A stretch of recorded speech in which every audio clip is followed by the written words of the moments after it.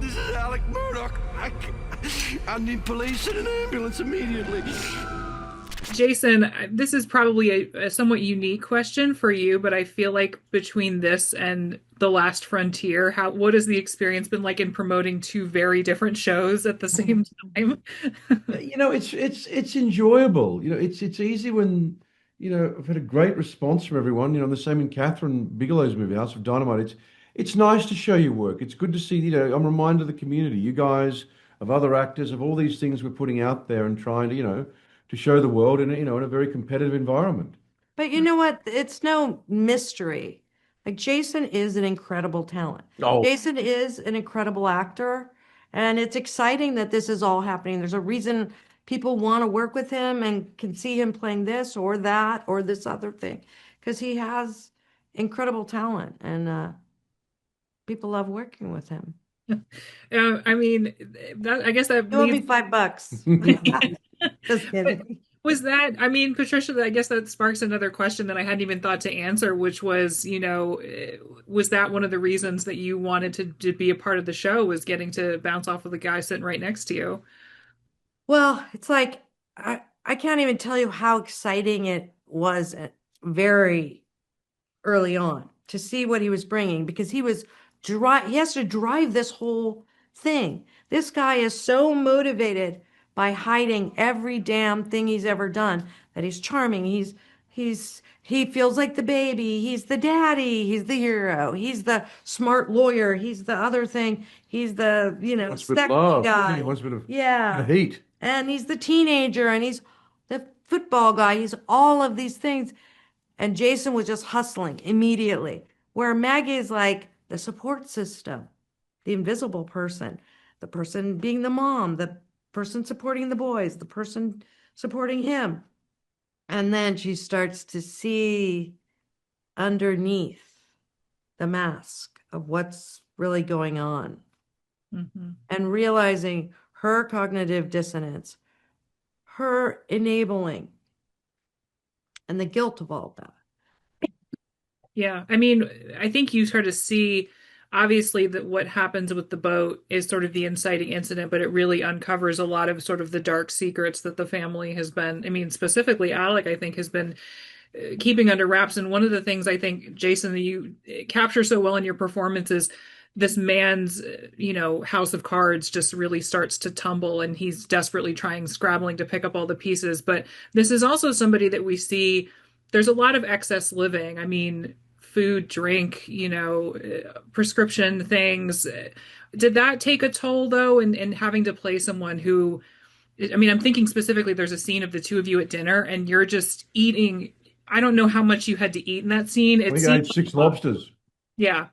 And it was important to me to do all of that, to feel that bloated indulgence, that, like, you know what I mean? I don't want my cup here. I want my cup overflowing. That was when I was, it beat me up. I found myself listening to really silly dance tracks to keep myself up, just to dominate everything, whether it was the lobster, not the waiter, the whole thing, just to provide, and then with my grief and my emotion about the death of my father, but it was important to then, as you said, because we're getting to that point of how does a man do that?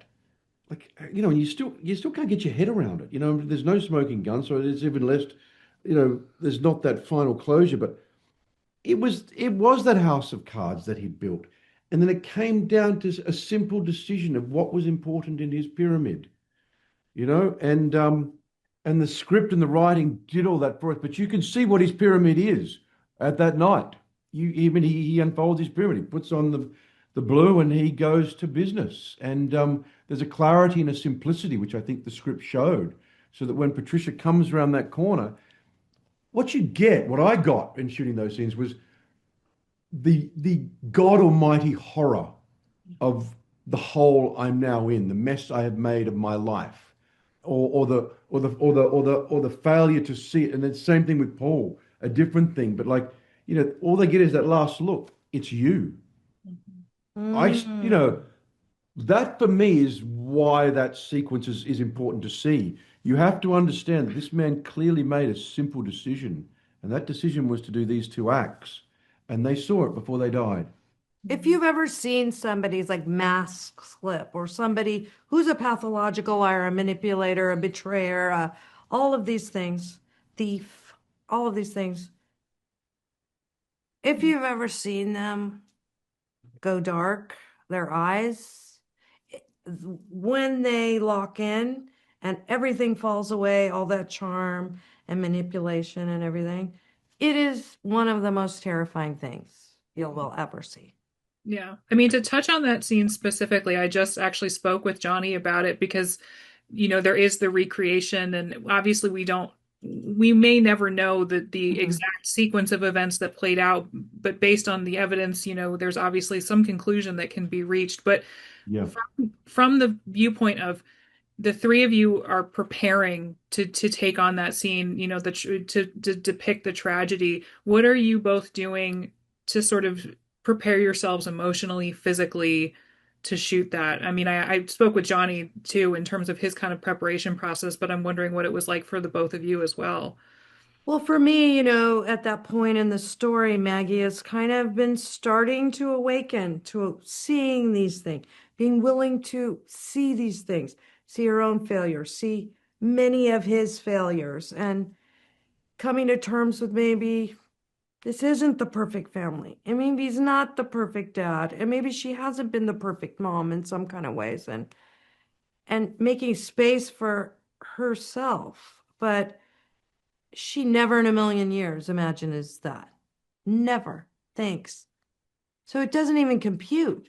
I mean, I've as an actor died a lot in movies where there's a different thing, but to suddenly think, what? I don't even understand. Why is he on the ground? What was that noise? Wait, what are you doing? Like, it doesn't even connect. Mm. For me, it was, I've had a couple of moments before that were real moments, but we're taking a guess. Mm-hmm. So it was very important that we didn't overguess. It was very important that we didn't put in things that weren't there. And then what it came down to, I found, was in the simplicity is the brutality. And that it is not what you imagine of the carnage. There is a choice here made, and that choice was pretty quite simple. And I liked the way we did it, and I liked the way that it was placed in the thing as well. We haven't put it on to some like, here it is, here's this grand. No, what happened was one of the most brutal, simple decisions that a person can possibly make. Mm-hmm. And his pyramid said, he's got to go and she's got to go, and I'm going to go and see mum because I'm doing it for the best. And it's just, that is the true horror for me. Shooting it was horrible. It's one of those things you look on the thing and you go, okay, that's going to be that night. That's my night. Let's just do it properly. It was very important for me that Paul got to clock my eyes super quick, that I just got to see his eyes for one sec, because I still can't get over a father shooting his son and his wife, but Yeah, I think it's like you said, it's a harrowing thing to even ponder, and I think the three of you brought it to reality sort of as respectfully as you could. I am all out of time, sadly, but thank you both so much for speaking with me. Patricia, it's always a pleasure to touch base since Severance and everything. So I'm glad to speak. And Jason, we've never chatted before, but I was grateful to get your perspective as well. So thank you both for your time. Really thank you very appreciate much it. for a lovely interview. Thanks for talking to us. Yeah.